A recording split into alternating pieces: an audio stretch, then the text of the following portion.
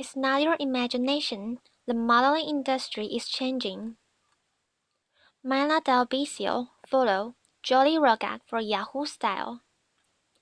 When it comes to representing society's diverse spectrum of beauty, the modeling industry hasn't exactly gotten it right.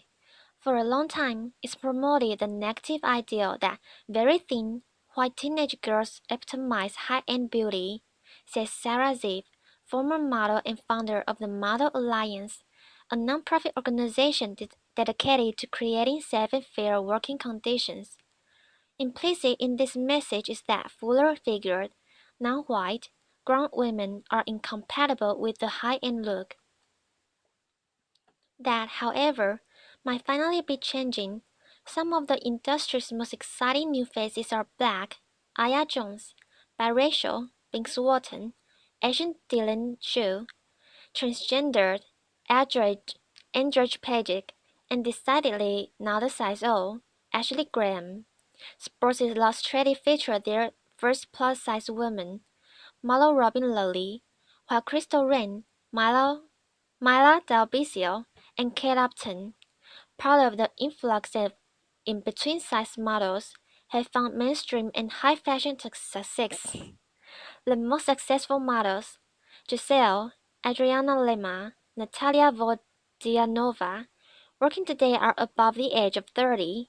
In 2014, the average age of Forbes' richest list was 31.5, 5 years older than it was in 2007, 26.5, and according to the Fashion Spot's Seasonal Diversity Report, the fall 2015 runways featured more women of color than ever before, though still not nearly enough.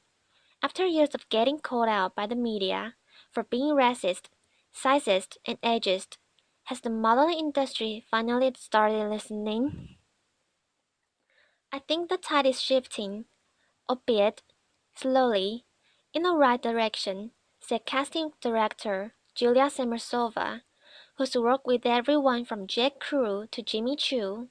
These are not leaps and bounds, but baby steps. Runway models are still usually young and skinny, and, unfortunately, they're still mostly white. As the Fashion Spot's diversity report reveals, 77% of models that walked the runways at New York Fashion Week were white, though that's down from 80% last season. So, while the figure is nothing to brag about, it's an improvement. Although we still have a ways to go, at least we're seeing incremental change in terms of increased racial diversity, says Ziv. 33-year-old Russian model Natalia Vodianova for Stella McCartney. Of the runway's themes are a bit better. Models of different ages, ethnicities, and body types are booking lucrative and high-profile gigs. As brands catch on to the fact that most women don't aspire to be stick-thin teenagers.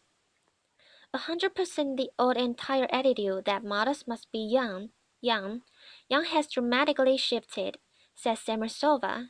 Women want to be inspired by other women, not little girls. They want to aspire to be themselves, only better, not necessarily younger. I think our perception of age is changing. I am not sure a woman in her 40s wants to buy what an 18-year-old is selling. This is good news for models too, many of whom were forced into adult situations at a young age. At the Model Alliance, we feel that adults, not children, should model clothing that is marketed to adults, says if it sets a healthier standard for models and consumers alike. The two are more related than one might think. Traditionally, Ziv explains, the modeling industry has operated in a bubble with a very top-down management style. Although the models are the faces of the industry, most models have very little power within it, she said. By giving models a say in their work, we aim to make the industry more transparent, accountable, and fair.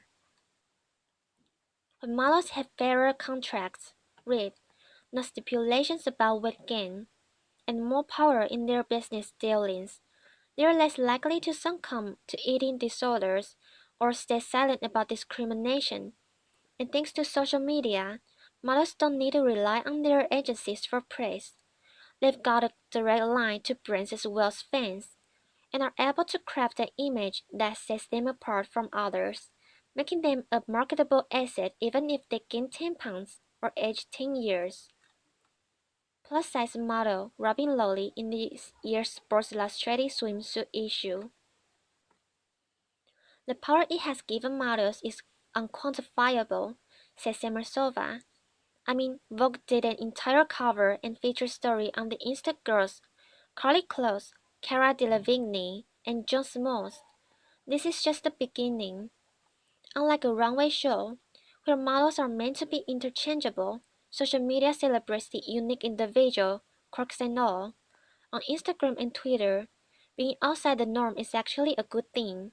It's what makes for interesting and compelling stories. It's a fact that America's Next Top Model has been banking on for years. The reality show has consistently pushed modeling boundaries.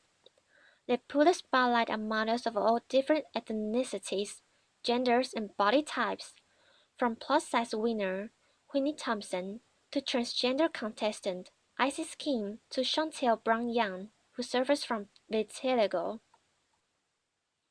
When we started the show, one of the mandates that Tara had, as well as myself, being Asian American, is that we wanted to move the ball an inch, to expand the notion about what beauty was, explains executive producer Ken Mock. Mock has witnessed how powerful an asset of unique point of view can be for a model. Frankly, a lot of the cast members who have been different, who are trans or who have Asperger's, wound up being the most popular characters on the show. Antia might be one of the reasons the modeling industry has opened their eyes to different types of beauty. Indirectly, we've had an effect we're really proud of that, said Mock. I do think that over the last 12 years, you've seen the picture change quite a bit. In the modeling industry, the effect on public perception has been even greater. When you see something on TV, it's like saying, okay, it's permissible, said Mock. When people, especially young girls, see people on TV that reflect who they are and what they look like, it has a positive effect. Kate Upton on the cover of Vogue. The biggest vehicle for change in the modeling industry, however, hasn't been the models or even the media, but the consumer. Designers realize the consumer is king and the consumer is everywhere, says Emersova. As an industry, we need to reflect that globalism. Also, the industry has now realized that a woman oversized it also wants and deserves to feel stylish and have access to designer and luxury items. There's a lot of money to be made dressing the oversized A population. Ziv agrees that, thanks in part to conversations steady in the media, it's now become a bad PR move for a designer to not reflect the degree of diversity in their casting choices. Consumers have more power than they realize, says Ziv. Ultimately, the fashion industry is a business, and if consumers stop buying clothing and beauty products from brands that send negative messages through their advertising, or that mistreat their workers, these brands will be forced to evolve. Or, as Mersova put it, the almighty dollar wins every time. Consumers interested in seeing a wider variety of beauty reflected in the pages of their magazines or on the runway would be wise to keep that in mind because while these small improvements are reason to hope for more diversity within the modeling industry, we've still got a long way to go. Thank you, Mark.